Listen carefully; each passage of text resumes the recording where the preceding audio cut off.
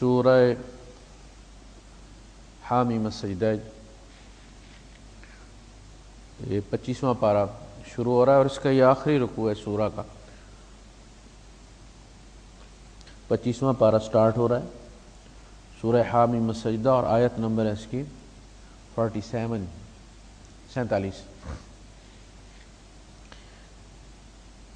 احمدہ واصلی علی رسولہ الکریم، اما بعد فاعوذ باللہ السمیع العلیم من الشیطان الرجیم، بسم اللہ الرحمن الرحیم۔ الیہ یرد علم الساعہ وما تخرج من ثمرات من اکمامها وما تحمل من انثى ولا تضع الا بعلمه ويوم يناديهم أين شركائي قالوا آذناك ما منا من شهيد وضل عنهم ما كانوا يدعون من قبل وظنوا ما لهم من محيص لا يسأم الإنسان من دعاء الخير وإن مسه الشر فيئوس قنوط وَلَئِنْ أَذَقْنَاهُ رَحْمَةً مِنَّا مِنْ بَعْدِ ضَرَّاءَ مَسَّتْهُ لَيَقُولَنَّ هَذَا لِي وَمَا أَظُنُّ السَّاعَةَ قَائِمَةً وَلَئِنْ رُجِعْتُ إِلَى رَبِّي إِنَّ لِي عِنْدَهُ لَلْحُسْنَى فَلَنُنَبِّئَنَّ الَّذِينَ كَفَرُوا بِمَا عَمِلُوا وَلَنُذِيقَنَّهُمْ مِنْ عَذَابٍ غَلِيظٍ۔ صدق اللہ العظیم۔ رب اشرح لي صدری ویسر لي امری واحلل عقدۃ من لسانی یفقہوا قولی، آمین یا رب العالمین۔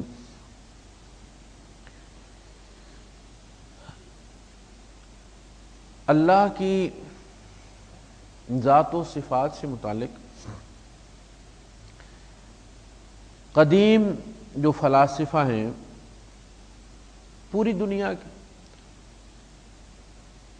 چاہے وہ فرانس سے ان کا تعلق ہو یا برطانیہ سے ہو یا دیگر مغربی ممالک سے ان کا تعلق ہو یا خود ہمارے جو شرق کا علاقہ ہے اس کے جو دانشور گزرے ہیں، ارسطو وغیرہ اور افلاطون، تو یہ اللہ کی ذات سے متعلق انہوں نے بڑی بحثیں کی اور بڑی بڑی کتابیں ان کی، لیکن ان کی ہر بحث اللہ کو انسان سے اور انسانوں کو اللہ سے دور لے گی۔ یعنی انہوں نے جس طرح اللہ پاک کو منزہ بیان کیا اور بے نیاز بیان کیا کہ کائنات کے ساتھ اس کا تعلق جو ہے وہ انٹریکشن اس کا ممکن نہیں ہے، اسے کائنات کی پرواہ نہیں، کائنات کی کوئی ویلیو نہیں ہے اس کے نزدیک، لہذا کائنات ہر لحاظ سے اس سے مختلف ہے، مخلوقات ہر لحاظ سے اللہ سے مختلف ہیں، اور کوئی بھی چیز ایسی نہیں کہ جو دونوں میں مشترک ہو، لہذا دونوں کے درمیان کوئی تعلق بنتا نہیں۔ بس ٹھیک ہے، اس نے ایک چیز بنا دی اور بنا کے پھر وہ ایک طرف ہو کے بیٹھ گیا اور کائنات چل رہی ہے، آٹو پہ چل رہا ہے سارا سسٹم۔ اب یہ وہ فلسفہ تھا کہ جس نے صدیوں حکومت کی انسانیت پر۔ اچھا، جب انہوں نے یہ بحث چھیڑی اور پھر انہیں احساس ہوا کہ ہم نے تو خدا کو وہ ہستی بنا دیا ہے کہ جس تک اپروچ ممکن ہی نہیں، جب ایک آپ کی بات سننا ہی نہیں چاہتا تو آپ صدیوں دروازہ کھٹکھٹاتے رہیں، اور جب آپ کو پتا ہے کہ وہ سننا نہیں چاہتا تو آپ کھٹکھٹائیں گے کیوں؟ اچھا، وہ یہ بات کر کے خود پھنس گئے۔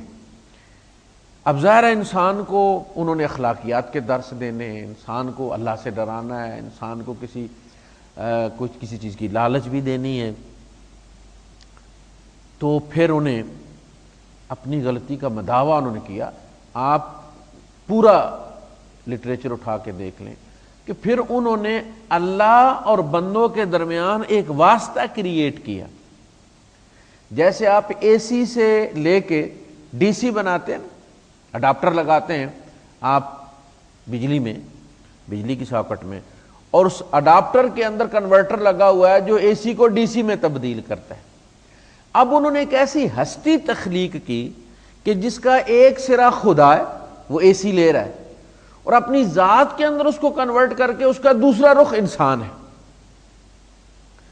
اس رخ میں وہ انسان ہے، اس رخ میں وہ خدا ہے، ادھر اے سی ہے ادھر ڈی سی ہے، اور وہ اس کا یہ سرا خدا سے ملتا جلتا ہے، یہ سرا انسانوں سے ملتا جلتا ہے، لہذا اب وہ جوڑ لگ گیا۔ اب تم اس کا جو انسانی رخ ہے اس سے بات کرو، اپنے مطالبے اس کے سامنے رکھو، اور وہ جو اس کا خدائی روپ ہے، خدائی رخ ہے اس کا، اس سے وہ پھر آگے کانوے کر دے گا آپ کا میسج، اور وہ پہنچ جائے گا۔ اور یہ اس چیز نے پھر بت پرستی کو رواج دیا۔ اچھا، انہوں نے لوگوس، لیٹن جو ہے وہ لفظ ہے، لوگوس کلمہ، یعنی وہ ہستی کہ اللہ نے ایک کلمہ تخلیق کیا، وہ کلمہ جو ہے وہ انسان اور خدا کے درمیان رابطے کا کام کرتا ہے، وہ چپڑاسی ہے درمیان، وہ ایک واسطہ ہے، وہ ایک موصل ہے، وہ کنڈکٹر ہے۔ اسی طرح عیسائیوں نے کلمۃ اللہ، عیسیٰ کا ایک رخ انسان کا ہے اور ایک رخ اس کا خدا کا ہے، وہ خدا کا بیٹا ہے۔ اچھا، ہندوؤں میں وشنو، کہ اللہ نے بس وشنو کو پیدا کیا اور پھر ایک سائڈ میں بیٹھ کے باقی سارے کام وشنو کی، یہ جتنی بھی تخلیقات ہیں وہ وشنو کی پیدا کی ہوئی ہیں، وہ اللہ تو بے نیاز ہے، اسے ان کو پیدا کرنے کی بھی ضرورت نہیں تھی، اس نے کلمہ بس پیدا کیا ہے، اور باقی یہ کہ پھر کلمے نے آگے کام کیا ہے۔ لوگوس اس نے بنایا ہے، لوگوس نے آگے کائنات بنائی، کلمۃ اللہ۔ پھر یہ تصور ہمارے یہاں بھی، جب انسان اللہ پاک کو نہیں سمجھ پاتے، وما قدر اللہ حق قدرہ، تو پھر شخصیت پرستی جنم لیتی، پھر واسطوں کی پوجا ہوتی ہے، اور یہ واسطے پھر آہستہ آہستہ انسان کا ایمان بھی کھا جاتے اور پیسہ بھی کھا جاتے اور عزت بھی کھا جاتے۔ اب اللہ پاک نے قرآن حکیم کے اندر وہ تمام فلسفے جو تھے ان کی بڑی سختی کے ساتھ جو ہے وہ نفی کی ہے۔ نہیں، میں ایک سائڈ پہ ہو کے بیٹھ نہیں گیا، کل یوم ہوا فی شان یسألہ من فی السماوات والارض، صرف تم نہیں، زمین و آسمان کی ہر چیز اس کے سامنے ہاتھ پھیلائے کھڑی ہے، کل یوم ہوا فی شان، اور وہ ہر دن بیزی ہوتا ہے، کسی نہ کسی معاملے میں لگا ہوتا ہے۔ لا تاخذہ سنۃ ولا نوم، تم کہتے وہ سو گیا ہے کائنات کو تخلیق کر کے اب خواب دیکھ رہا ہے، نہیں، لا تاخذہ سنۃ ولا نوم، ہوا معکم اینما کنتم، جہاں کہیں تم ہوتے ہو وہ تمہارے ساتھ ہوتا ہے، اینما تولوا فثم وجہ اللہ، تم جس طرف منہ کرتے ہو اللہ تمہارے سامنے ہوتا ہے، وَنَحْنُ أَقْرَبُ إِلَيْهِ مِنْ حَبْلِ الْوَرِيدِ، ہم اس کی شاہ رگ سے بھی زیادہ قریب ہیں، وَنَعْلَمُ مَا تُوَسْوِسُ بِهِ نَفْسُهُ، اس کا نفس جو اس کو وسوسے ڈالتا ہے ہم اس سے بھی آگاہ ہوتے، وہ وسوسے خیال بننے سے پہلے ہمیں معلوم ہوتے۔ پھر فرمایا یعلم خائنۃ الاعین، وہ آنکھوں کی خیانت سے بھی، یعنی اتنا کلوز ہے انسان کے، اس کا اتنا انٹر ایکشن ہے انسان کے ساتھ کہ جب اللہ پاک احساسات بیان کرتا ہے ہمارے قرآن کے اندر کہ ماں یوں کرتی ہے، ماں کے ساتھ یوں ہوتا ہے، اور تم غلام کے ساتھ یوں کرتے ہو اور غلام یہ چیز یوں، تو پتہ چلتا ہے کہ اللہ پاک اس کی ایک ایک چیز معمولی سے معمولی جو اس کا کوئی احساس ہے اللہ پاک اس سے بھی جو ہے وہ آگاہ ہے۔ لہذا وہ جو فلسفہ ہے اور وہ جو تصور ہے ایک کہ جی نہیں اللہ پاک کو کچھ پتہ نہیں، اس کا رد کیا گیا۔ یہ سورہ حامیم السجدہ جو جب سٹارٹ ہوئی ہے تو اللہ پاک کی قدرت بیان ہوئی ہے، اس نے زمین اتنے دنوں میں پیدا کی ہے اور اس کے اندر نظام اتنے دنوں میں پیدا کیا ہے، اور اب یہ اختتام پذیر ہوئی ہے تو آخری رکوع میں بحث کو اللہ پاک نے پھر سمیٹا ہے اپنے علم کے ساتھ کہ تم کہتے ہو کہ نہیں اس کو کائنات کا پتہ ہی کوئی نہیں، اس کو کائنات کے وہ تو ایک طرف ہو کے بیٹھ گیا بس۔ فرمایا الیہ یرد علم الساعہ اسی کی طرف ریفر کیا جاتا ہے قیامت کا علم. کسی سے بھی پوچھ لیں وہ اس کا کوئی طرف ریفر کر دے, مجھے نہیں پتا جی, آپ اللہ پاک. جب حدیث جبریل ہے, سائستہ میں بہت مشہور جبریل ہے حدیث ہے, اور عمر فاروق رضی اللہ تعالیٰ عنہ اس کے راوی. تو اس میں جب جبرائیل امین نے یہ سوال کیا اللہ کے رسول صلی اللہ علیہ وسلم سے, تاکہ صحابہ کو معلوم ہو جائے اور صحابہ کے ذریعے پھر ہم تک یہ علم پہنچے کہ متی الساعہ, قیامت کب آئے گی, تو اللہ کے رسول صلی اللہ علیہ وسلم نے ارشاد فرمایا کہ یہ تو جتنا پوچھنے والے کو علم ہے اتنا ہی علم اس کو بھی ہے جس سے پوچھا جا رہا ہے, یعنی جتنا تمہیں معلوم ہے اتنے مجھے بھی معلوم ہے. تو انہوں نے کہا کہ پھر آپ اس کی نشانیاں بتا دیجئے کہ جب قیامت آنے والی ہوگی تو کیا کیا ہوگا. تو پھر اللہ کے رسول صلی اللہ علیہ وسلم نے وہ نشانیاں گنوائی ہیں. الیہ یرد علم الساعہ, قیامت کا علم صرف اس کو ہے, اس گھڑی کا علم صرف اس کو ہے. وما تخرج من ثمرات من اکمامها, اور نہیں نکلتے پھل اپنے غلافوں میں سے. غلاف بڑا باریک سا غلاف اللہ پاک نے چڑھایا ہوتا ہے پھل کے اوپر, گٹلی کے اوپر. ان اللہ فالق الحب والنوا, اللہ گٹلی اور بیج کو پھاڑتا ہے. گندم کے دانے میں سے کونپل نکالتا ہے, اخروٹ کتنا سخت ہوتا ہے اس میں سے کونپل نکالتا ہے, کھجور کی جو گٹلی ہوتی ہے کتنی سخت ہوتی ہے اس میں سے وہ درخت نکالتا ہے. تو ان اللہ فالق الحب والنوا, یہاں فرمایا کہ کوئی پھل اپنے غلاف میں سے نہیں نکلتا کہ اللہ پاک کو علم ہوتا, اس کے علم کے ساتھ نکلتا ہے. وما تحمل من انثى, اور نہ ٹھہرتا ہے حمل کسی مؤنث کو, ولا تضع الا بعلمه, اور نہ وہ جنتی ہے اس کو مگر اس کے علم کے ساتھ. یعنی یہ ممکن نہیں ہے کہ اللہ پاک کو معلوم نہ ہو اور کوئی کسی سے مانگ کے بچہ لے لے اور پھر اللہ کو 6ویں 7ویں مہینے میں جا کے پتہ چلے ہوئے مجھے اس کے بھی رزق کا بندوبست کرنا ہوگا, یہ کہاں سے آ گیا. تو ایسا ممکن نہیں ہے کہ کوئی حمل ٹھہر جائے مگر اللہ کے علم کے بغیر. پھر قرآن حکیم میں اللہ پاک نے وہ جو کیفیات بیان کی ہیں والدہ کی, جن کیفیات سے وہ گزرتی ہے پہلے دن سے, جب سے وہ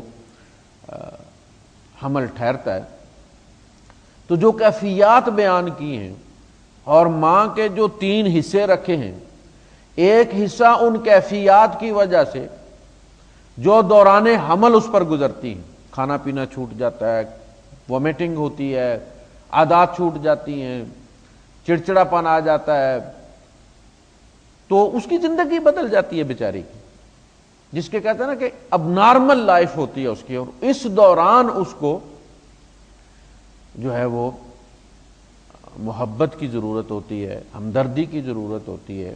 وہ ایک مریض ہے. ایک حصہ اس کے اس دور کا رکھا اللہ پاک, ایک خاص حصہ جو ہے وہ صرف جننے کا جو ایونٹ ہے, وہ جو لیبر پین ہے, ایک حصہ اس کا رکھا ہے. اور صرف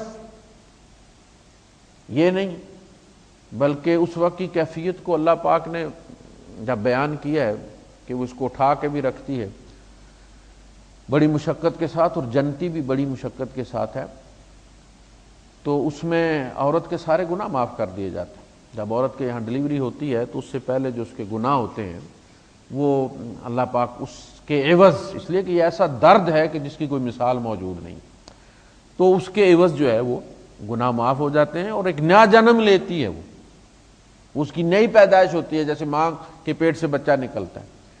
نہ صرف یہ کہ اولاد پر اس کا حق رکھا ہے اس کا, بلکہ یہ کہ اللہ پاک کے یہاں بھی جو ہو سکتا تھا اس کے لیے اللہ پاک نے کیا, گناہ معاف کر دیے. ایک اس خاص ایونٹ کا 2 حصے ہو گئے. ایک اللہ پاک نے فرمایا وَحَمْلُهُ وَفِصَالُهُ 30 شَهْرًا, 30 مہینے وہ مشقت میں پڑی رہتی ہے. پھر بچہ جب پیدا ہو جاتا ہے تو اس کے بعد جو اس کی کیفیت ہوتی ہے, جس طرح بچے کے ساتھ وہ اپنا بھول جاتی ہے, اپنی نیند بھول جاتی ہے, اب بچہ ہے اپنی نیند وہ دن کو پوری کر لیتا ہے، یہ سارا دن کام کرتی ہے، پھر جب اس کے سونے کی باری ہوتی ہے تو اس کی نیند پوری ہوئی ہوتی ہے، وہ سونے نہیں دیتا اور یہ جاگتی ہے اس کے ساتھ، اور ساتھ گھر کی خدمتیں بھی کرتی ہے۔ تو ان کیفیات کا جو ہے وہ جو مشکلیں اس پر گزری ہیں، پتہ چلتا ہے کہ اللہ پاک ان ٹچ ہے، اللہ پاک سب کچھ جانتا ہے، اور وہ ایک حصہ اس کا رکھ، 3 حصے ماں کے رکھے ہیں، ایک حصہ باپ کا رکھا۔ اچھا، قیامت کے جب اللہ پاک نے ذکر کیا، ایک خاص کیفیت عورت کی بیان کی اللہ پاک نے، کہ عورت جب بچے کو دودھ دیتی ہے، دودھ پلاتی ہے جب بچے کو، تو اس وقت وہ بچے کے گرد طواف کر رہی ہوتی ہے، اس کا خیال ہر وہ اس کے اندر وہ کھبی ہوئی ہوتی ہے بچے کے اندر، اور اس وقت وہ نہیں چاہتی کہ کوئی اسے چھیڑے، اور چھیڑنا بھی نہیں چاہیے۔ وہ اس کو دودھ پلاتی ہے، اس کے بالوں میں ساتھ کنگھی کر رہی ہوتی ہے، پھر اس کے ہاتھ پاؤں دیکھتی ہے، کبھی انگلیاں دیکھتی ہے، تو یہ اس کی ڈی فریگمنٹ ہوتی ہے، اس سے اس کا موڈ جو ہے وہ درست ہوتا ہے، اور یہ وہ کیفیت ہے کہ جس میں وہ کسی کو لفٹ کرانے کے لیے تیار نہیں۔ اللہ پاک نے سورہ الحج کی جو ابتدا کی قیامت کے مختلف جو کلپس دکھائے اللہ پاک نے، اس میں فرمایا کہ اس دن دودھ پلانے والی جو ہے وہ اپنے دودھ پیتے بچے کو بھول جائے گی اور اٹھ کے بھاگ پڑے گی۔ یہ یوم ترونہا تذہل کل مرضعۃ عما ارضعت وتضع کل ذات حمل حملہا، اس دن دودھ پلانے والی بچے سے غافل ہو جائے گی، یعنی جب بچے کو دودھ پلا رہی ہوتی ہے تو وہ کھبی ہوئی ہوتی ہے اس میں، لیکن اس دن وہ غافل ہو جائے گی اور اسے نہیں پتہ چلے کہ اس کا بچہ کہاں گر گیا اس سے، اور حمل والیوں کے حمل ضائع ہو جائیں گے۔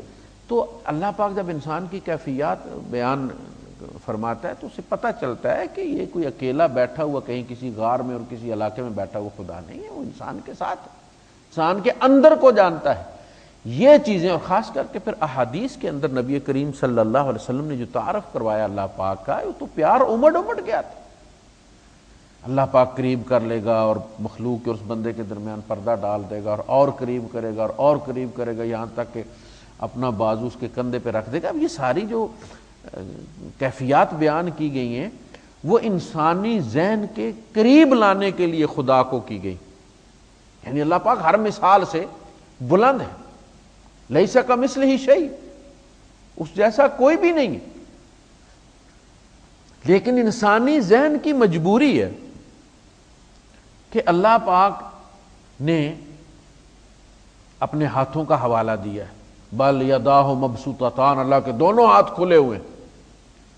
کہتے تھے نا یہود، ید اللہ مغلولہ، اللہ کا ہاتھ بند گیا ہے، دائیں ہاتھ سے دیتے ہیں تو ایک ہاتھ کا حوالہ وہ دیتے ہیں کہ ید اللہ مغلولہ۔ ان پر جب برے دن آتے تھے نا تو وہ کہتے تھے کہ جی آج کل اللہ کا ہاتھ بندھا ہوا، یعنی ہمیں نہیں دے رہا، اور یہ بڑی بری بات ہے۔ اس پہ اللہ پاک نے فرمایا غلت ایدیہم، ہاتھ ان کے بندھے ہوئے۔ اب وہ ہاتھ اللہ نے کہا جو بندھے ہوئے ہیں وہ ہتھ کڑی کا حوالہ دیے، بل یداہ مبسوطتان، اس کے دونوں ہاتھ کھلے ہوئے، وہ دونوں ہاتھوں سے عطا کر رہا ہے۔ جیسے حضور فرمایا کرتے تھے کہ اللہ کے دونوں ہاتھ دانے ہیں، اللہ پاک اپنے دائیں سے یہ کرے گا اور اللہ کے دونوں ہاتھ دائیں ہیں، یعنی تم ایسے مت سمجھو کہ اللہ پاک دو ہاتھوں کے درمیان ہے۔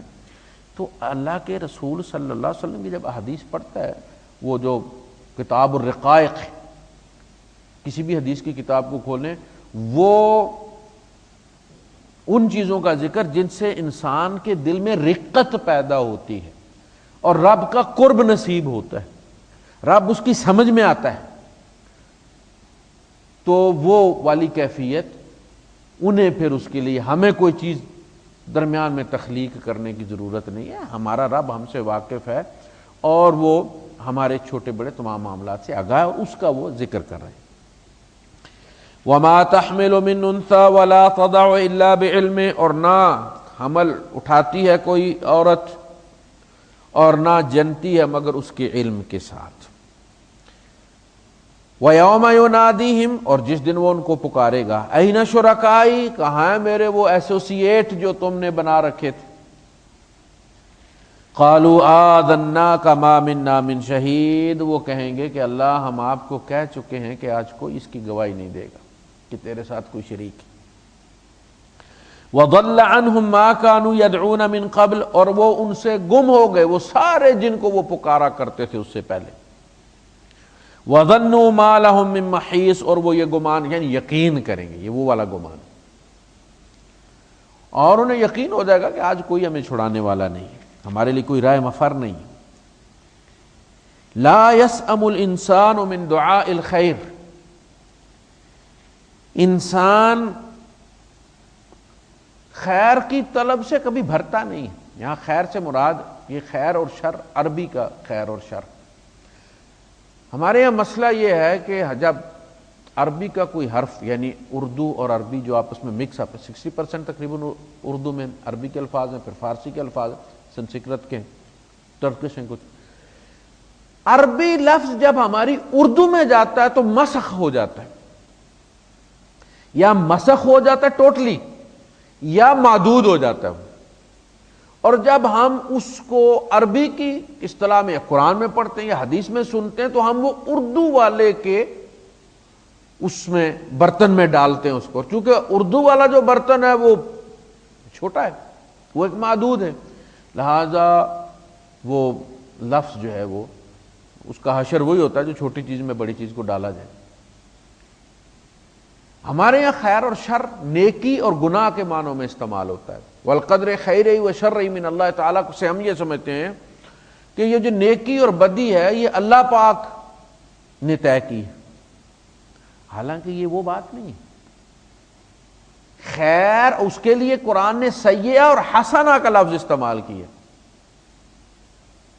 سن جو آپ کہتے ہیں اور ورچو جو آپ کہتے ہیں اس کے لیے الگ لفظ ہے، حسنہ سیئہ۔ خیر اور شر احوال پر آتا ہے، بیماری ہے، کوئی حادثہ ہے، فصل تباہ ہو گئی ہے، کوئی اور معاملہ ہو گیا ہے، تو ان پر جو مصائب ہیں یہ اچھے اور برے، یعنی اولاد پیدا ہوئی تو خیر ہو گیا، وہی بچہ مر گیا تو شر ہو گیا۔ تو مصائب یعنی باقاعدہ عربی میں یہ کہا گیا کہ الصبر علی المصائب، القدر جو ہے جو تقدیر ہے یہ علی المصائب ہے کہ مصائب طے ہو چکے ہیں کہ ہمیں کیا پیش آنے ہیں۔ والتوبۃ علی المعائب ولیس القدر علی المعائب، عیب جو ہیں وہ تقدیر نہیں ہے، پھر اللہ خود لے کے ہمیں پکڑے گا کیوں؟ خود اس نے لکھا ہے کہ میں بدکاری کروں، میرے باپ کی بھی ہمت نہیں ہے کہ اس کے لکھے کو میں ٹال سکوں، میں نے لا محالہ وہ کرنا ہی ہے، میں کتنا گھوم پھر لوں، کتنا رووں میں، آخر مجھے وہ کرنا ہے جو رب نے لکھا۔ یہ کیسے ممکن ہے کہ رب چاہتا ہے کہ میں کروں اور میں نہیں چاہتا کہ میں کروں؟ میں بچنا چاہتا ہوں، رب چاہتا ہے کہ، اور ایسے نہیں چاہتا، اس نے لکھ دیا کہ یہ کرے گا، تو میری چاہت رب کی چاہت پر کیسے غالب آ سکتی ہے؟ میں نے لا محالہ وہ کرنا ہی کرنا ہے۔ یہ غلط سوچ ہے، یہ بڑی، میں نے کہا کہ یہ جو ہمارے یہاں جب جاتی ہے تو وہ مسخ ہو جاتی ہے، لکھے ہوئے ہیں، تقدیر طے ہے، لیکن وہ مصائب ہیں۔ مصائب سے مراد جو بھی چیز ہم پر گزرتی ہے، اصاب یصیب اصاب خیر نطمئن بہ، جب اسے خیر پڑتی ہے تو خوش ہو جاتا ہے، تو یہاں خیر کے بھی لفظ اصابہ استعمال ہوا ہے۔ وَإِنْ أَصَابَتْهُ الْفِتْنَةُ، اور جب کوئی مصیبت اس کو پڑتی ہے تو دونوں کے لیے لفظ اصابہ یصیبو، ہمیں نیکی بھی ہمارے لیے مصیبت ہے، وہ مصیبت الخیر ہے، یہ مصیبت الشر ہے۔ تو احوال جو بھی ہم پر آتے ہیں وہ لکھے ہوئے ہیں تقدیر میں، اور بندے کو کہا گیا کہ صبر کرو، جھیلو اسے، برداشت کرو، اسے رب کا لکھا سمجھ کر قبول کرو، خودکشی کرنے کی ضرورت نہیں ہے، تمہاری کمر ہمت ٹوٹ نہ جائے، جو ہونا تھا اس نے جس طرح ہوا اسی طرح ہونا تھا۔ لیکن گناہ کے جو معاملات ہیں وہ توبہ کا لفظ، انشاءاللہ اگلے جمعے میں شاید اس پہ ہم بات کریں گے، وہ لفظ توبہ اس کے لیے ہے، اس پہ توبہ ہے، صبر نہیں ہے۔ گناہ پہ صبر نہیں ہے، گناہ پہ توبہ ہے، صبر مصیبت پر ہے. یہ ہے لا یسأم الانسان من دعاء الخیر، انسان ترقی سے کبھی بھرتا نہیں، یعنی اس کی ایک دعا کبھی بھی ایک رہتی نہیں، وہ بڑھتی رہتی. وَإِن مَسَّهُ الشَّرُّ، اور جب اسے کوئی شر صرف چھو جائے، مسہ اصابہ یصیبہ پڑے نہیں، مسہ بس ٹچ کر کے چلی جائے، فَیَئُوسٌ قَنُوطٌ، تو پھر وہ ٹوٹ پھوٹ کر رہ جاتا. یعنی اس کی پیچ اتنی ساری ہے، خیر جب ملے تو کپڑوں سے باہر ہو جاتا، کوئی حد یاد نہیں رہتی سی، سمجھتا کہ میں بڑا عقل مند ہوں، یہ میری کمائی ہے، اس کا بھی آگے ذکر ہو، یہ میری کمائی، میں نے ایسی پلاننگ کی تھی، میں بزنس مائنڈڈ ہوں، میں نے اس چیز کو، میں نے مارکیٹ کو دیکھ لیا تھا، کہیں خدا اس میں نہیں آتا. لیکن جو ہی ذرا سی بھی کوئی مصیبت آئی اور کوئی نقصان ہو گیا تو فوراً جناب پھر کہنے لگے جی بس ہو جی کیا جی ہو. اللہ پاک نمازیں بھی پڑھتے ہیں اور پھر بھی ہمارے ساتھ یہ ہو رہا ہے. وَلَئِنْ أَذَقْنَاهُ رَحْمَةً مِنَّا مِنْ بَعْدِ ضَرَّاءَ مَسَّتْهُ، پھر جب ہم چکھائیں اس کو اپنی طرف سے رحمت، مصیبت کے بعد مصیبت آئی، اس کے بعد پھر مصیبت چلی گئی، لَيَقُولَنَّ هَذَا لِي، تو یقیناً یہ کہتا ہے، لا یقولن، وہ یقیناً یہ کہے گا کہ یہ تو ہونا ہی تھا، میں نے پلاننگ ایسی کی تھی، میں نے چال ہی ایسی چلی، میں نے ٹیبل اٹھلا دی اس کے اوپر، میں نے پتے بدلی کر دی. کبھی پھر بھی میں شروع ہو گئی ہے، خدا کوئی نہیں ہے کہ یار میں ڈوبا ہوا تھا، میرے رب نے مجھے پھر دوبارہ میرا بیڑا بحال کر دیا ہے. مجھے تو یہ بات کہنے میں لگتا کیا ہے کہ یار اللہ پاک نے میرے اوپر بڑا کرم کیا، لیکن اس سے پھر انا کو ٹھیس پہنچتی ہے نا، پھر میں نیچے ہو جاتا ہوں. وَمَا أَظُنُّ السَّاعَةَ قَائِمَةً، اور وہ کہتا ہے کہ قیامت آنے والی نہیں ہے، میرا یہ یقین ہے کہ قیامت نہیں آئے گی. وَلَئِن رُجِعْتُ إِلَىٰ رَبِّي، اور بائی دا وے اگر آ بھی گئی، یعنی وہ یقین کہ وہ جو جیسے کوئی جھگڑے کے طور پہ کہتا ہے فی سبیل المجادلہ کہ چلو جی مان بھی لیا کہ قیامت آئے گی بھی. وَلَئِن رُجِعْتُ إِلَىٰ رَبِّي إِنَّ لِي عِندَهُ لَلْحُسْنَىٰ، تو یقیناً وہاں بھی میرے لیے اس کے یہاں حسنہ، اچھائی اچھائی ہوگی، بھلائی بھلائی ہوگی. اگر اس نے مجھے یہاں دیا ہے تو آخر میرے اندر کوئی گٹس دیکھے ہیں نا، میرا کوئی کمال دیکھا ہے، اگر یہاں دیا تو وہاں بھی دے گا. حالانکہ دنیا میں جو عطا ہے اللہ پاک امتحان ہے. وَنَبْلُوكُمْ بِالشَّرِّ وَالْخَيْرِ فِتْنَةً، ہم تمہیں اچھے اور برے احوال سے آزماتے رہیں گے. وَنَبْلُوكُمْ بِالشَّرِّ، یعنی برے حالات بھیج کر تمہارے اوپر، حادثات و واقعات برے، والخیر، اور اچھے. فتنہ، لیکن وہ فتنہ ہوگا، آزمائش ہوگی تمہاری، اس کو ہمیشہ ٹیسٹ سمجھنا اور پاس ہونے کی کوشش کرنا. آپ دیکھیں جب ہم گاڑی کی ٹرائی دیتے ہیں لائسنس کے لیے تو پولیس والا جو ہے وہ بعض دفعہ ہمیں جہاں ہمیں پارک نہیں کرنا چاہیے وہاں وہ پارک کرنے کے لیے کہتا ہے. وہاں جو ہے وہ نو پارکنگ کا بورڈ لگا ہوا ہے، اس سائن بورڈ کو دیکھ کے وہ آپ کو کہے گا کہ وقف. یہ فتنہ ہے. اب آپ کو چونکہ پتہ ہے کہ میں امتحان دینے اس گاڑی میں بیٹھا ہوں، آپ اس کی ہر کمانڈ کو غور سے سنتے ہیں کہ اب یہ جو کہہ رہا ہے یہاں کھڑا ہونا چاہیے نہیں ہونا چاہیے. آپ کو استاد نے پہلے بتا دیا ہے، ہمارے استاد ہمارے معلم محمد رسول اللہ صلی اللہ علیہ وسلم نے ہمیں بتا دیا ہے کہ اس دنیا میں جو بھی تمہیں دیا گیا ہے وہ تمہارا امتحان ہے. لہذا ہر واقعے پر غور کرو کہ یہ تمہارا امتحان ہو رہا ہے، کہیں تم فیل تو نہیں ہونے جا رہے، اس پہ تمہیں کیسے رسپونڈ کرنا ہے، اس کی حدود و قیود کتاب و سنت میں کیا ہے. فلاں نے میرے ساتھ زیادتی کی ہے لیکن مجھے اس کے بارے میں کیا حکم ہے، میں اس کو کیسے اس کا جواب دوں. تو پھر آپ اس کو کہتے ہیں، آپ اس کو کہہ دیتے ہیں کہ نہیں باس یہاں میں نہیں کھڑا کر سکتا، اگرچہ تم نے یونیفارم پہنی ہوئی ہے، حالا ہذا ممنوع. وہ کہتے ٹھیک ہے چلو. تو اسی طرح گاڑی کے پیچھے ہوتا ہے، وہ کہتا ہے کہ گاڑی کو کرو اوورٹیک کرو، آگے نکلو. اور آپ کو پتہ کہ یہاں اوور ٹیکنگ من ہے تو آپ کہتے ہیں لا لا. یہی بات ہے وَنَبْلُوكُمْ بِالشَّرِّ وَالْخَيْرِ فتنہ. کوئی بھی مصیبت آئے، کوئی بھی اچھی حالت آئے تو یہ جان لو، الرٹ ہو جاؤ کہ یہ تمہارا امتحان ہے. اس کے نتیجے میں یا تم نے فیل ہو جانا ہے یا پاس ہو جانا ہے. تو وہ یہ سمجھ رہا ہے کہ چونکہ یہاں دیا ہے لہذا وہاں پہ بھی وہ ہمیں دے گا، اور تمہیں یہاں اس نے جوتے چٹکانے کے لیے پیدا کیا تم وہاں بھی چٹکاؤ گے. فَلَا نُنَبِّئَنَّ الَّذِينَ كَفَرُوا بِمَا عَمِلُوا. یقیناً ہم کافروں کو وہ جتا کر رہیں گے جو کچھ بھی انہوں نے کیا ہوا. ایسے تھوڑے کہ ہم بھول گئے. وَمَا كَانَ رَبُّكَ نَسِيًّا. تیرا رب بھولنے والا نہیں ہے. وَلَنُذِيقَنَّهُم مِّنْ عَذَابٍ غَلِيظٍ. اور ہم یقیناً ان کو چکھا کر رہیں گے بڑا گاڑا عذاب.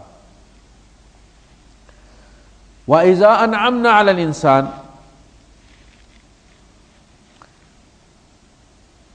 اور جب ہم انسان پر انعام کرتے ہو، قدم قدم پر اس کے انعام ہے. بڑا دیالو ہے، بڑا سخی ہے، بڑا کریم ہے، بڑا رحیم ہے، یعنی اس کی مثال نہیں دی جا سکتی. اللہ پاک نے کہا 70 ماؤں سے بھی زیادہ پیار کرتا ہے. انعام کرتا ہی رہتا ہے وہ ہمارے اوپر. ہم گناہ کرتے رہتے ہیں وہ انعام کرتا رہتا ہے. ورنہ زمین پر کسی کو چلنے والے کو نہ چھوڑے. وَإِذَا أَنْعَمْنَا عَلَى الْإِنسَانِ أَعْرَضَ وَنَأَىٰ بِجَانِبِهِ. جب ہم انسان پر انعام کرتے ہیں تو وہ اعراض برتتا ہے، ہمیں اگنور کرنا شروع کر دیتا ہے. کیا بات فرمائی اللہ پاک. وَإِذَا مَسَّ الْإِنسَانَ الضُّرُّ دَعَانَا لِجَنبِهِ أَوْ قَاعِدًا أَوْ قَائِمًا. انسان کو جب کوئی مصیبت آتی ہے تو پھر پکڑ لیتا، ہمارا لڑ چھوڑتا ہی نہیں، پھر ہمیں پکارتا ہے. قائمن کھڑے ہوئے، بیٹھے ہوئے، لیٹے ہوئے، بس کسی پل اسے چین نہیں آتا، بس ہر وقت مانگتا ہے. وَإِذَا مَسَّ الْإِنسَانَ الضُّرُّ دَعَانَا لِجَنبِهِ او قاعدا او قائما. تین ہی حالتیں، یا انسان لیٹا ہوا ہوگا، یا انسان بیٹھا ہوا ہوگا، یا انسان کھڑا ہوگا. تو اس کا مطلب ہے کہ ہر حالت میں ہمیں پکارتا ہے. فَلَمَّا كَشَفْنَا عَنْهُ ضُرَّهُ مَرَّ كَأَن لَّمْ يَدْعُنَا إِلَىٰ ضُرٍّ مَّسَّهُ. جب ہم اس کی اس مصیبت کو ہٹا دیتے ہیں، مرہ ایسے گزر جاتا ہے، کا لم یدعنا، جیسے اس نے ہمیں پکارا ہی نہیں تھا. اس نے ہمیں تو نہیں پکارا تھا، وہ کوئی اور تھا جس کو یہ پکار رہے تھے. مرہ کا لم ید، رونگٹے کھڑے ہو جاتے ہیں. اللہ پاک کیسے بیان کرتا ہے ہماری کیفیات، ہمارے کرتوت کیسے بیان کرتا ہے، کتنا جانتا ہے ہم کو. یہ دور ہے ہم سے خدا. مرہ کا لم یدعنا الی ضر مسہ. ایسے پتہ چلتا ہے جیسے اس نے کبھی ہم کو پکارا ہی نہیں تھا. وہ ہم نہیں تھے جس کو یہ رات دن لگا اور نفل پہ نفل پڑھ رہا ہے جناب علی، اور کوئی کیا ذکر کیا ذکر چل رہا ہے، اور نہ کبھی اس کو مصیبت آئی تھی. یہ وہ بندہ نہیں ہے جس کو مصیبت آئی تھی اور جو چلتے پھرتے ہنستے ہوئے بھی روتا تھا. یہ وہ بندہ نہیں ہے، اور ہم وہ خدا نہیں ہیں. اس طرح ہم ناشکروں کے لیے ان کا عمل مزین کر دیتے ہیں. یہ بڑی بری عادت ہے انسان کی، یہ بڑی بری عادت ہے. ان الانسان لربہ لکنود. انسان اپنے رب کا بڑا ناشکر ہے. ہم گلے کرتے ہیں نا، کسی کو $200-400 پاؤنڈ درہم بھیج دیتے ہیں ہم، تو ہم چاہتے ہیں، ہم سمجھتے ہیں کہ جس چوک سے وہ پھرے ہم سامنے نظر آئے تو ہم کو سلوٹ کریں، اور جب وہ نہیں کرتا تو ہمیں تکلیف ہوتی ہے کہ یار یہ وہ بندہ تھا جس کا بیٹا بیمار تھا اور وہ بار بار فون کر رہا تھا اور ہم نے اس کو پیسے بھیجے تھے، دیکھو پاس سے گزر گیا اور اس نے ہمیں پہچانا بھی نہیں. اور بھائی اس کا رب گلہ کر رہا ہے، یہ مجھے نہیں پہچانتا، تمہیں کیسے پہچانے گا. ایک جگہ فرمایا قتل الانسان ما اکفرہ، مارا جائے انسان، قتل ہو جائے. یہ کتنا ناشکر ہے، کوئی حد بھی ہے اس کی ناشکری کی کہ نہیں. تو یہاں فرمایا اعرض ونأى بجانبه، اعراض بدرتا، مسجد کے پاس ایک وہی وقت تھا مسجد سے نکلتا ہی نہیں تھا، منت کر کے مولوی صاحب کی کہتا تھا کہ مولوی صاحب آپ چابی مجھے دے دیں، میں جب جاؤں گا بند کر جاؤں گا، پلیز میں نفل پڑھنا چاہتا ہوں، میں کوئی سپارہ پڑھنا چاہتا ہوں۔ اور جب مسئلہ حل ہو جاتا ہے اس کا تو یقین کریں کہ مسجد کے باہر باہر سے یوں گزر جاتا ہے جیسے اس مسجد میں کبھی آیا ہی نہیں تھا۔ اور بعض دفعہ کہ مجھے کوئی نمازی دیکھ نہ لے، وہ رستہ تبدیل کر جاتا ہے، وہ دوسری فٹ پاتھ پہ چڑھ جاتا ہے۔ مجھے یہ آیت بڑی یاد آتی ہے، اعرض روگردانی کرنا، ونأى بجانبه سائڈ دے جانا۔ اب دیکھیں نا، یہ جو ادائیں ہماری جو بیان کر رہا ہے وہ ہمارے اندر کو جانتا ہے، یہ کہیں اندھیروں میں بیٹھا ہوا خدا نہیں ہے۔ وَنَأَى بِجَانِبِهِ وَإِذَا مَسَّهُ الشَّرُّ، دیکھیں نا،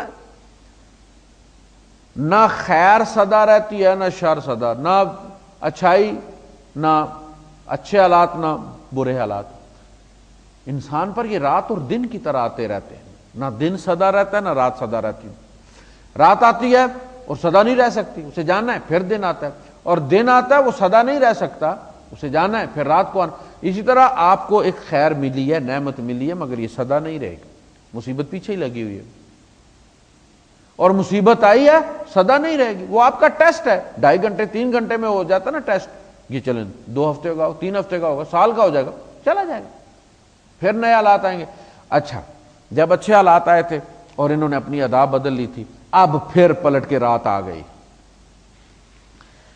وَإِذَا مَسَّهُ الشَّرُّ فَذُو دُعَاءٍ عَرِيضٍ، عرض کہتے ہیں نا، اب پھر شر آ گئی اور پھر لمبی لمبی دعائیں شروع ہو گئی ہیں۔ اب تسبیح ہر وقت ہاتھ میں ہوتی، ایک ہاتھ میں سبزی والا شاپر ہوتا ہے اور دوسرے ہاتھ میں تسبیح چل رہی ہوتی ہے، معاملہ پھر پھنسا ہوا۔ قل ارأیتم ان کان من عند اللہ، اے نبی ان سے کہیے کہ کیا تم نے یہ بات دیکھی ہے، کبھی اس بات پہ نظر کی ہے، غور کی ہے، فکر کی ہے؟ ان کان من عند اللہ، اگر یہ قرآن اللہ کی طرف سے ہے، اللہ کے پاس سے، اللہ کے یہاں سے آیا ہے، ثم کفرتم بہ، پھر تم نے اس کا کفر کر دیا، من اضل ممن هو فی شقاق بعید، تو اس سے بڑھ کر کون گمراہ ہو سکتا ہے کہ جو اتنی دور کی گمراہی میں جا پڑے۔ سنریہم آیاتنا فی الآفاق، ہم آفاق میں ان کو اپنی آیات دکھلائیں گے، وفی انفسہم، اور ان کی اپنی جانوں کے اندر دکھائیں گے، حتیٰ یہاں تک یتبین، واضح ہو جائے ان کے لیے، کھل جائے ان کے لیے، لہم ان کے لیے، انہ الحق، کہ وہ حق ہے۔ اب یہ کون حق ہے؟ اللہ بھی اور یہ قرآن بھی، یعنی اللہ ہے اور یہ قرآن اس کا کلام ہے۔ ہم یہ آیات ہوتی ہیں نا 2 قسم کی، ایک آیات کونیہ ہوتی، یہ جتنی آیات ہیں، آسمان میں بکھرے ستارے ہیں، جو بھی آپ گلیکسیز کے بارے میں سنتے ہیں، سورج چاند ہے، ان کے آربٹس ہیں، ان کے، یہ سب آیات الکونیہ ہیں، جس طرح آیات القرآنیہ ہے۔ یہ ورڈ آف گاڈ ہے، وہ ورک آف گاڈ ہے، یہ اللہ کا قول ہے، وہ اللہ کا فعل ہے، لہذا اس قول اور اللہ کے فعل میں کبھی تضاد نہیں پاؤ گے تم۔ جو اللہ نے یہاں فرما دیا جب تمہیں پتہ نہیں تھا تمہاری میڈیکل کو، اس نے اس وقت بھی وہی پروسیس بتایا تھا پیدائش کا جو آج تمہاری میڈیکل تمہیں بتا رہی ہے۔ یعنی اس قرآن میں سے تم وہ آفاقی نشانیاں پاؤ گے۔ تم نے کہا کہ سن اسٹیشنری، جب میں میٹرک میں تھا تو ہم جب ترجمہ کیا کرتے تھے پیپر میں، یہ لازماً یہ وہ جملہ تھا جو لازم آیا کرتا تھا ہر پیپر میں، ترجمہ کرو، یا اردو میں آتا تھا انگلش میں کرنا ہوتا تھا، یا انگلش میں آتا تھا اردو میں کرنا ہوتا تھا، سورج ساکن ہے اور سن اسٹیشنری، گیج دی سن اسٹیشنری، اور دیکھتے ہی دیکھتے وہ ایسے غائب ہوا ہماری کتابوں سے جیسے گدھے کے سر سے سینگ۔ اب کہتے ہیں جی سورج صاحب بھی چل رہے ہیں اپنے ساتھ اپنے پورے سولر سسٹم کو لے کر، اور گلیکسیز بھی سفر کر رہی ہیں، اور قرآن اس وقت بھی کہہ رہا تھا والشمس تجری، دی سن اسٹیشنری نہیں بھائی، والشمس تجری، چل رہا ہے، کھڑا نہیں ہے۔ تم کہتے ہو ساکن ہے، ساکن نہیں ہے، تجری لمستقر لہا، اس کا بھی ایک ٹھکانہ ہے، اس نے بھی اپنے انجام کو پہنچنا ہے۔ تو یہ ثابت ہو گیا، کہاں سے نکلا؟ یہ قرآن حکیم نے بتا دی۔ تمہیں پتہ چلا کہ جو قرآن 1400 سال پہلے کہہ رہا تھا وہ تمہیں آج پتہ چلا ہے، تو ثابت ہو گیا نا کہ جس نے بنایا ہے سورج اور جس نے اس کو چلایا، جو تم سمجھ رہے تھے ساکن ہے، یہ اس کا کلام ہے۔ ثابت ہو گیا نا، یہ ہے انہ الحق۔ اس طرح انسان کے انفسہم، انسان کے اندر اللہ پاک نے جو تخلیق کے مراحل بیان کیے وہ لوگ نہیں جانتے تھے۔ رحم مادر کے اندر فی ظلمات ثلاث جس طرح انسان کی تخلیق ہوتی ہے وہ انسانوں کو پتہ نہیں تھا۔ تو انسان کے اندر کے بارے میں اب جو میڈیکل نے کھولا اور دیکھا تو اس نے بھی ثابت کر دیا کہ یہ اللہ کا کلام ہے اور اللہ ہے اور انسان اللہ کی تخلیق ہے۔ اولم یکفی بربک انہ علی کل شیء شہید، کیا تمہارے رب کے لیے یہ بات کافی نہیں کہ وہ ہر چھوٹی بڑی چیز سے آگاہ ہے، ہر چھوٹی بڑی چیز سے آگاہ ہے۔ کہیں کسی پتھر کے اندر کوئی کیڑا ہے اس کو بھی رزق دے رہا ہے، سیاہ پتھر، سیاہ رات، سیاہ چیونٹی ہے وہ اس کو بھی دیکھ رہا ہے، اس کے قدموں کی، اللہ کے رسول صلی اللہ علیہ وسلم نے فرمایا اس کے قدموں کی سرسراہٹ بھی سن رہا ہے۔ سیاہ رات میں، سیاہ پتھر پر، سیاہ چیونٹی، وہ اسے دیکھ بھی رہا ہے اور اس کے قدموں کی سرسراہٹ بھی سن رہا ہے۔ الا انہم فی مریۃ من لقاء ربہم، خبردار یہ لوگ اپنے رب سے ملاقات کے بارے میں شک میں پڑے ہیں۔ یہ مریہ جو لفظ ہے یہ وہ جو بحث مباحثہ ہوتا ہے، فلا تمار فیہم الا مراء ظاہرا، آپ اس معاملے میں ان سے کچھ زیادہ سیریس بات نہ کریں، بس چلتی بات کر دیں، کچھ زیادہ جھگڑا کرنے کی میرا۔ تو یہ جو جھگڑا کرتے ہیں نا انہیں خود بھی یقین نہیں، نہ رب کی ملاقات کا نہ رب کی ملاقات نہ ہونے کا، یہ درمیان میں ہے۔ کبھی سوچتے ہیں کہ یار واقعی کبھی ایسا ہو ہی نہ جائے، اور کبھی کہتے ہیں نہیں ہوگا۔ جب وہ سوچتے ہیں مٹی، ہڈیاں گلی ہوئی، اندر مٹی بھری ہوئی ہے ان ہڈیوں کے، صدیاں گزر جائیں گی، کیسے اٹھے گا یار یہ گوشت، کیسے بنے گا یہ کیسے؟ جب وہ سوچتے ہیں تو ٹھٹک کر رہ جاتے ہیں، جبکہ اللہ کے معاملوں میں کیسے ہوتا ہی نہیں۔ اللہ کے لیے تو کیسے ہے ہی نہیں نا، یہ تو کیسے ہمارے لیے ہے، کیونکہ ہم اسباب کے پابند ہیں۔ اللہ پاک اسباب کا خالق ہے، وہ اپنے اسباب خود تخلیق کرتا ہے، وہ موجودہ اسباب کا محتاج نہیں ہے، ان کی جمع تفریق کا پابند نہیں ہے، وہ اپنے اسباب خود کریٹ کرتا ہے۔ اسباب اس کی مخلوق ہیں، وہ کن سے پیدا کرتا ہے، فیکٹریاں لگانے کی ضرورت نہیں ہے، وہ کن کہہ دیتا ہے، نفع والے نقصان دینا شروع کر دیتے، نقصان والے نفع دینا شروع کر دیتے۔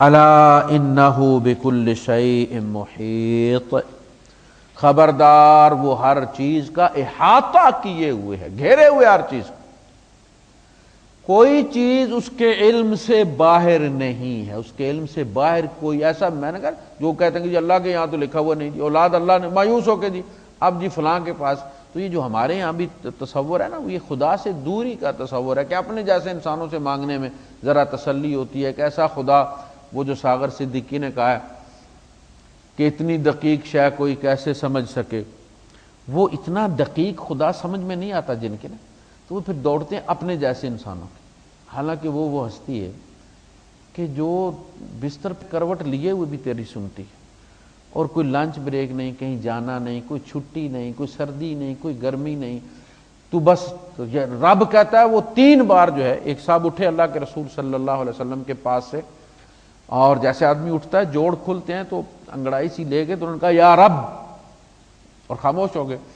تو نبی کریم صلی اللہ علیہ وسلم نے فرمایا، ان کی طرف دیکھا اور فرمایا کہ اب مانگ، کہہ دیا نا یا رب، اس نے 3 بار بولا ہے، بول میرے بندے کیا چاہیے، اب خاموش، جب کہو نا یا رب تو پھر لازم اپنے رب سے کچھ مانگو، یا رب استر، اے اللہ میرے پردے رکھ، یا رب اغفر، اے اللہ پاک مجھے معاف فرما، یا رب ارحم، اے اللہ مجھ پر رحم کر، یعنی جب بھی انگڑائی بھی لو یا کچھ بھی اور منہ سے یا رب نکلے تو پھر وہ صرف یا رب نہیں، 3 بار وہ لبیک کہتا ہے، پھر اسے مایوس مت کرو، مانگو اس سے اور پاؤ اس سے۔ وآخر دعوانا ان الحمد للہ رب العالمین۔ سوال